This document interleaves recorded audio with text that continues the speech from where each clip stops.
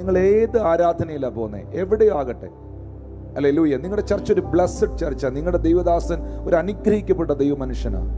നിങ്ങൾ എവിടെ പോയാലും, ഒരു കൺവെൻഷന് പോയാലും, ഒരു മീറ്റിംഗ് കൂടിയാലും, കർത്താവിൻ്റെ വചനത്തിലുള്ള ഒരു സന്ദേശം നിങ്ങൾ കേൾക്കുമ്പോഴും എപ്പോഴാണെങ്കിലും കർത്താവെ നീ ഇതിനകത്തൂടെ എന്നോടൊന്ന് സംസാരിക്കണേ, ദൈവത്തിൻ്റെ ആത്മാവെ എന്നോടൊന്ന് ഇടപെടണേ എന്ന് നിങ്ങൾ പ്രാർത്ഥനയോടെ ഇങ്ങനെ കൊതിയോടെ കേൾക്കുന്ന ഒരാളാണെങ്കിൽ അതിനകത്തും നിങ്ങൾക്കുള്ള ഒരു മെസ്സേജ് ഉണ്ടായിരിക്കും.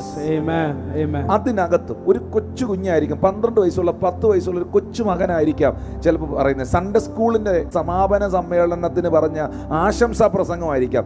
അതിനകത്തു നിന്നും ഇങ്ങനെ പ്രതീക്ഷയോട് ഇങ്ങനെ കർത്താവ് എന്തെങ്കിലും ഒരു വചനം എനിക്ക് തരണേന്ന് ഇങ്ങനെ കൊതിയോടെ നോക്കിയിരിക്കുന്ന ആൾക്ക് ആ ആശംസാ പ്രസംഗത്തിനകത്തു നിന്നും ദൈവം ഒരു മെസ്സേജ് കൊടുക്കും.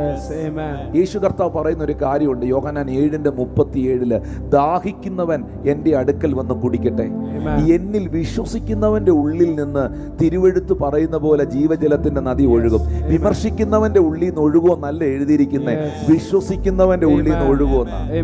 ദാഹം വേണം, ദാഹം എപ്പോഴും, ആ ഒരു തേഴ്സ്റ്റ് നമ്മുടെ അകത്ത് വേണം. നമ്മുടെ ഉള്ളിൽ കർത്താവിൽ നിന്ന് സ്വീകരിക്കാൻ ആ ദാഹം വേണം, ആ എക്സ്പെക്ടേഷൻ വേണം.